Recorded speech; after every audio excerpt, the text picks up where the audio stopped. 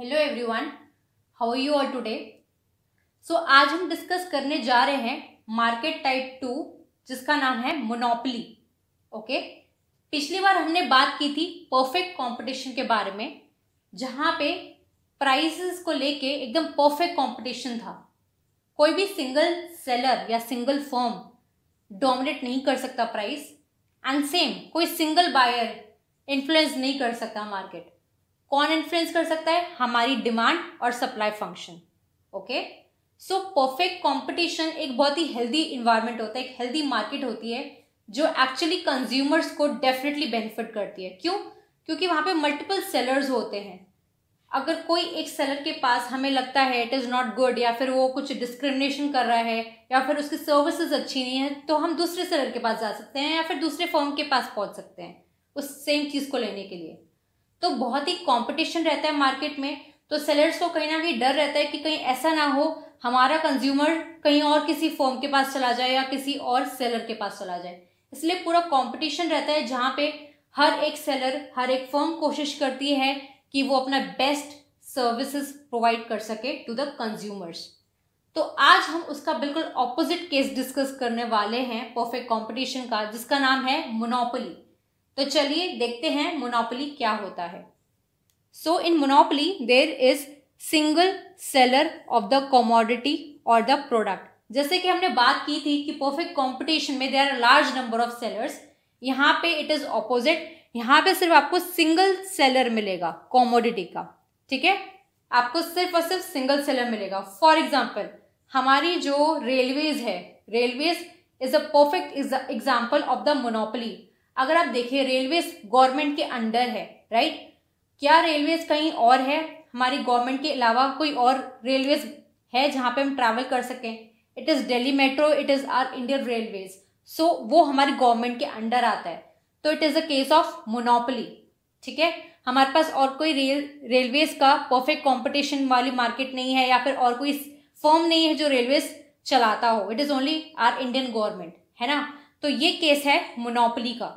Then come second, absence of the close substitute of the product.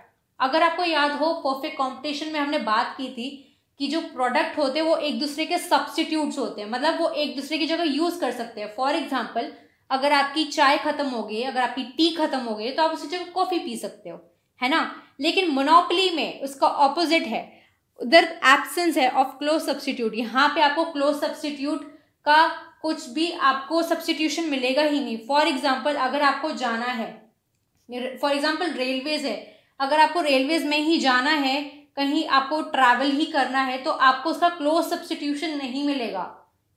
It is only that कि आप by land जा सकते हैं या फिर बाय एयर जा सकते हैं। लेकिन अगर आपको सच में थ्रू रेलवेज जाना है, it is only through the Indian government railways that you can travel. आपके पास कोई और रेलवेज नहीं है, कोई और ऐसी फर्म नहीं है जो रेलवेज बनाती हो, या फिर आप उनकी रेलवे सर्विसेज ले सकते हैं। It is only Indian government railways जो आप यूज कर सकते हैं, राइट? या फिर आप दिल्ली मेट्रो यूज कर सकते हैं। Then comes your third, that is price discrimination. अगर हम देखें परफेक्ट कंपटीशन में प्राइसेस को लेकर डिस्क्रिमिनेशन ऐसा कुछ नहीं था। प्राइसेस वर सेम, हर डिमांड और सप्लाई फंक्शन से there were prices and how it is related to that, right? लेकिन यहाँ पे क्या है, प्राइस डिस्क्रिमिनेशन रहेगा। अब जाहिर सी बात है मोनोपोली में सेलर सिंगल है, उसे अपना प्रॉफिट देखना है, उसके प्रोडक्ट का कोई भी सब्स्टिट्यूट नहीं है, वो उसको पता है। तो डेफिनेटली वो पूरी कोशिश करेगा कि जितना प्रॉफिट वो मार्केट से उठा सके उतना अच्छा है। तो ऐसे में क्या होगा, अगर उसकी जो क्वांटिटी बहुत ज़्यादा है तो हो सकता है एक बार को वो कम प्राइसेस पे सेल कर सके। लेकिन अगर उसे लगता है कि ये बहुत कम क्वांटिटी है, तो वो चाह के भी इसे हाई प्राइसेस पे बेच सकता है। ठीक है, हो सकता है कि वो उसे डिस्क्रिमिनेट करके दे, हो सकता है कि वो सेलर ए को ज़्यादा प्राइस में सेल करे, बी को कम करे और सी को ज़्यादा करे। तो प्राइस डिस्क्रिमिनेशन रहता है, वो अपने अकॉर्डिंगली सेलर उसको सेल करता है, right? Then comes your fourth point, that is difficult entry for the new form. जहाँ पे परफेक्ट कॉम्पिटिशन में बहुत इजीली न्यू फॉर्म एंट्री कर सकती थी और पुरानी फॉर्म एग्जिट कर सकती थी, यहाँ पे केस बिल्कुल ऑपोजिट है। यहाँ पे न्यू फॉर्म इजीली एंट्री नहीं कर सकती, यहाँ पे एंट्री होनी बहुत मुश्किल है। क्यों? वो हम आगे भी डिस्कस करेंगे इन्हीं पॉइंट्स में। Then comes your fifth point, that is price maker, great control over the price. Definitely अब क्योंकि ये मोनोपोली है, सिंगल सेलर है, मोनोपोली मतलब ही होता है सिंगल, पोली मीन्स सेलर। तो अगर सिंगल सेलर है, उसके प्रोडक्ट का कोई क्लोज सब्स्टिट्यूट नहीं है, तो उसको पता है कि उसको कब प्राइसेस बढ़ाने हैं और कब प्राइसेस गिराने हैं, तो वो अपने अकॉर्डिंग ही प्राइसेस को मेंटेन करता है अकॉर्डिंग टू द सिचुएशन। चाहे तो वो कम क्वांटिटी को हाई प्राइस पे बेच सकता है, चाहे तो वो ज्यादा क्वांटिटी को कम प्राइस पे बेच सकता है या सेल कर सकता है, डिपेंडिंग ऑन हिम और his choice, right. Then comes your last but not the least, that is legal barriers.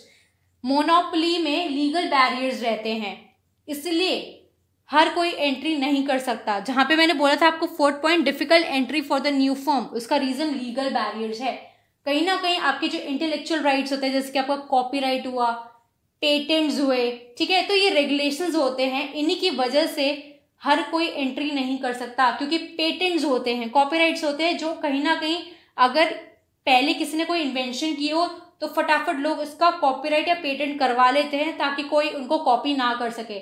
इसी वजह से वो जो सेलर होता है उसके पास एक अच्छी एडवांटेज आ जाती है कि वो उसको प्रोडक्ट को किसी भी नए हाई प्राइस पे बेच सकता है। तो आज हमने डिस्कस किया मोनोपोली, ये बिल्कुल ऑपोजिट केस है परफेक्ट कंपटीशन का, और डेफिनेटली आपको इसको अच्छे से स्टडी करना चाहिए। एंड मैं अगली मार्केट टाइप लाऊंगी, type 3, that is monopolistic competition. Till then please watch my video, and अगर आपके कोई सजेशंस है तो आप कमेंट बॉक्स में उनको नोट डाउन कर सकते हैं। Till then thank you so much.